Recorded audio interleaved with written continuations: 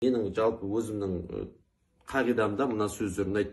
Ақша бәрін ұмытта мені тап дейді, уақыт бәрін ұмытта маған ер дейді, өмір бәрін тастап мен үшін күрес дейді. Ал құдіретті Алла тағалаған айтады, мені есіне ал, мен саған бәрін берем дейді. Сондықтан Құдайды ұмытпаңыздар ешқашанда.